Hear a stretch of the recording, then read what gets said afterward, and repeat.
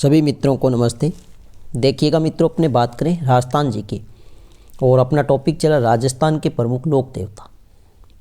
आज की क्लास में अपने बात करेंगे लोक देवता गोगा जी के बारे में।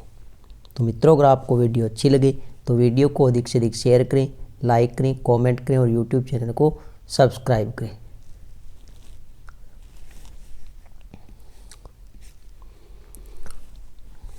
गोगा जी, इनका जन्म बहुत ही इम्पोर्टेंट है। जन्म कहाँ होता है? ददरेवा। ददरेवा कहाँ पर है? तो आपको ध्यान रखना है चूरू जिले में। ददरेवा कहाँ पर है? चूरू में। यहाँ पर गोगा जी का क्या होता है? जन्म होता है। और जन्म कब होता है? लगभग 1003 ईस्वी को यहाँ पर क्या होता है? गोगा जी का जन्म होता है। यह अपने भाद्रपद महीने में जन्म माना जाता है। तो जन्म कब होता है? भाद्रपद कृष्ण पक्ष की नवमी को गोगा जी का क्या होता है? जन्म होता है, जिसे अपने कहते हैं गोगा नवमी। तो गोगा जी का जन्म कहाँ हुआ है? ददरेवा चूरू में हुआ, लगभग 1003 ईस्वी में। या अपने हिंदी महीने की बात करें तो इम्पोर्टेंट है भाद्रपद कृष्ण पक्ष की नवमी। पिता का नाम अगर आपसे पूछे तो जेवर सिंह चौहान। किस वंश से थे? चौहान वंश से थे। माता का नाम क्या रहेगा? बाछल। इनका प्रतीक क्या रहता है? तो प्रतीक है सर्प। ये भी इम्पोर्टेंट है। सबसे अधिक बार प्रश्न पूछा गया है वाद्य यंत्र। वाद्य यंत्र क्या रहेगा? डेरू। वाद्य यंत्र कौन सा? डेरू है। गोगा जी की जो शादी हुई थी, पत्नी का नाम अगर आपसे पूछे तो वो आती है कौन? केमलदे। केमलदे। और केमलदे है ये कहाँ की थी? तो ये कोल्लूमन फलोदी जिले की थी। और पिता का नाम अगर आपसे पूछे तो बुड्ढो जी। बुड्ढो जी किसके बड़े भाई थे? तो पाबूजी राठौड़ के बड़े भाई थे बुड्ढो जी। तो बुड्ढो जी है, उनकी पुत्री है केमलदे, जिनकी शादी होती है गोगा जी लोक देवता के साथ। लेकिन ये जो केमलदे है, इनको सर्प ने डस लिया था शादी से पूर्व। तो गोगा जी ने मंत्र पढ़े और सर्प को भस्म कर दिया। तभी नाग देवता स्वयं प्रकट हुए और इनका जहर निकाला। इसलिए इनका उपनाम क्या पड़ा? तो सांपों के देवता। उपनाम क्या पड़ा? यह भी इम्पोर्टेंट है, सांपों के देवता। ये इन्हें कहा जाता है नागराज। सांपों के देवता या इन्हीं को कहा जाता है नागराज। ये इम्पोर्टेंट है, सबसे अधिक बार उपनाम पूछा गया है। सांपों के देवता या नागराज, या इन्हीं को कहा जाता जिंदा पीर। ये भी इम्पोर्टेंट है, जिंदा पीर। जिंदा पीर या इन्हीं को कहा जाता जाहर पीर। क्या कहा जाता? जाहर पीर। और ये नाम किसने दिया था लोक देवता गोगा जी को? तो आपको ध्यान रखना है कर्नल जेम्स टोड के अनुसार गोगा जी व महमूद गजनवी के मध्य नोहर हनुमानगढ़ में युद्ध हुआ था। और ये युद्ध हुआ था गोगा जी के चचेरे भाई अर्जुन व सुरजन के भूमि विवाद को लेकर। तो इसलिए अर्जुन और सुरजन दोनों चले जाते हैं महमूद गजनवी के पास।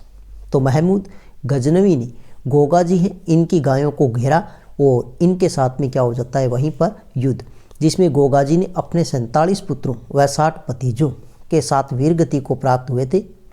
तब महमूद गजनवी ने इनको नाम दिया था जाहर पीर या जिंदा पीर। इस बात का उल्लेख अगर आपसे पूछे तो आपको ध्यान रखना है, इस बात का उल्लेख मिलता है कि कर्नल जेम्स टोड के अनुसार गोगा जी व महमूद गजनवी के मध्य युद्ध हुआ था। और इस बात का उल्लेख अगर आपसे पूछे तो आपको ध्यान रखना है किस में मिलता है? गोगा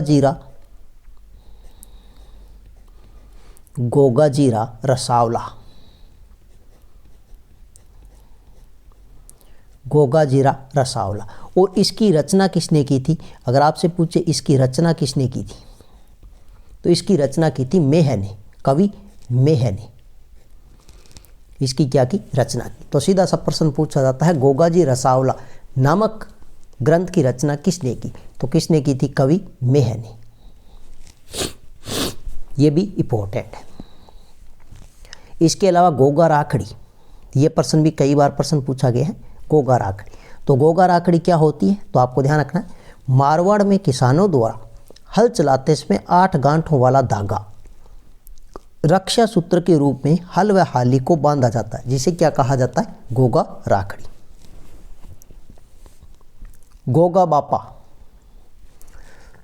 मिट्टी का घोड़ा, जो अपने घरों में पूजा होती है गोगा नवमी को मिट्टी के घोड़े की, और मिट्टी का जो घोड़ा है उसे कहा जाता है गोगा बापा। यह भी आपको ध्यान रखना है।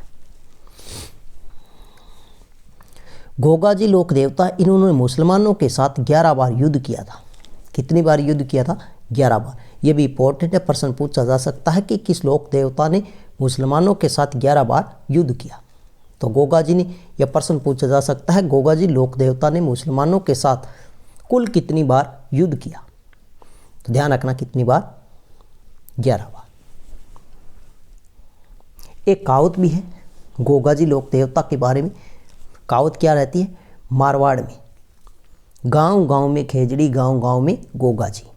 तो ये कहावत भी प्रचलित है लोक देवता गोगा जी के लिए मारवाड़ क्षेत्र में। अब हम बात कर लेते हैं गोगा जी के प्रमुख मंदिर कौन कौन से हैं। ये भी इंपॉर्टेंट है, मंदिर सीधा सीधा प्रश्न पूछा जाता है। सबसे पहले अगर आपने बात करें तो शीर्ष मेड़ी, शीर्ष मेड़ी इसी को कहा जाता है सिद्ध मेड़ी। ये कहाँ पर है, तो यह ददरेवा चूरू में। ददरेवा कहाँ पर है, तो चूरू में। तो शीर्ष मेड़ी या सिद्ध मेड़ी, ददरेवा चूरू। जब गोगा जी ने महमूद गजनवी के साथ युद्ध किया और युद्ध करते हुए यहाँ पर गोगा जी का सिर गिरा, इसलिए इसका नाम क्या पड़ा, शीर्ष मेड़ी या सिद्ध मेड़ी। और यह है कहाँ पर, ददरेवा चूरू में। और यहाँ पर जो प्रसिद्ध मेला लगता है वो भाद्रपद कृष्ण पक्ष की नवमी को लगता है। यहाँ पर एक ददरेवा तालाब भी है, जिसे लोक मान्यता के अनुसार इस तालाब की मिट्टी का लेप सर्पदंश के जहर को उतारने के लिए किया जाता है। तो ददरेवा तालाब है जिसकी मिट्टी का लेप है, उसका उपयोग सर्पदंश के जहर को निकालने के लिए किया जाता है। इसके अलावा नंबर 2 हमारे पास सबसे इम्पोर्टेंट है गोगा मेड़ी। गोगा मेड़ी इसी को कहा जाता है धुर मेड़ी, और ये कहाँ पर है, नोहर तहसील हनुमानगढ़ में। ये कहाँ पर है, तो हनुमानगढ़ में। सबसे इम्पोर्टेंट है, सीधा प्रश्न पूछा जाता है गोगा मेड़ी कहाँ पर है, और गोगा मेड़ी को कहा जाता है धुर मेड़ी, क्योंकि यहाँ पर गोगा जी का महमूद गजनवी के साथ युद्ध करते हुए शरीर गिरा था। क्या गिरा था, शरीर, या जिसे अपने कह सकते हैं धड़ गिरा। तो इसलिए इसका नाम ही क्या पड़ गया, धुर मेड़ी। तो गोगा मेड़ी है नोहर हनुमानगढ़ जिले में। इसका निर्माण कई बार परीक्षा में पूछा गया। निर्माण किसने करवाया था, फिरोज शाह तुगलक ने, फिरोज शाह तुगलक ने। लेकिन वर्तमान निर्माण किसने करवाया था, बीकानेर के महाराजा गंगा सिंह ने। इसकी बनावट, यह भी प्रश्न कई बार पूछा गया है। गोगा मेड़ी है, इसकी बनावट कैसी है, तो इसकी बनावट है मकबरे नुमा। कैसी है, मकबरे नुमा। लेकिन इसके जो मुख्य प्रवेश द्वार पर कौन सा शब्द अंकित है, तो आपको ध्यान रखना बिस्मिल्लाह शब्द अंकित है। तो ये भी इंपॉर्टेंट। इसके अलावा पुजारी, पुजारी की अगर हम बात करें तो यहाँ पर भाद्रपद माह में हिंदू पुजारी होते हैं, अन्य सभी 11 महीनों में मुस्लिम पुजारी होते हैं। और ये जो मुस्लिम पुजारी होते हैं इनको कहा जाता है चायल। इनको क्या कहा जाता है, चायल कहा जाता है, चायल। ये भी आपको अच्छे से ध्यान रखना है।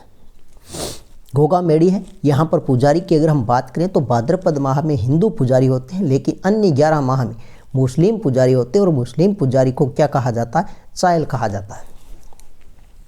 नंबर 3 हमारे पास में है गोगा जी की ओलड़ी। सीधा प्रश्न पूछा जा सकता है गोगा जी की ओलड़ी कहाँ पर है, तो ओलड़ी कहाँ पर है, सांचौर में। कहाँ पर है, सांचौर में। और ओलड़ी किसे कहा जाता, तो आपको ध्यान रखना है कच्चे घरों को क्या कहा जाता है, ओलड़ी कहा जाता, या इसी ओलड़ी को कहा जाता झोंपड़ी या खुड़ी। तो कच्चे घरों से निर्मित जो मंदिर होता है या घर होता है उसे क्या कहा जाता, ओलड़ी कहा जाता। तो गोगा जी की ओलड़ी है वो कहाँ पर है, सांचौर में। तो ये थी मित्रों आज की अपनी छोटी सी क्लास। नेक्स्ट मिलते हैं एक नई शानदार वीडियो के साथ में, तब तक के लिए धन्यवाद।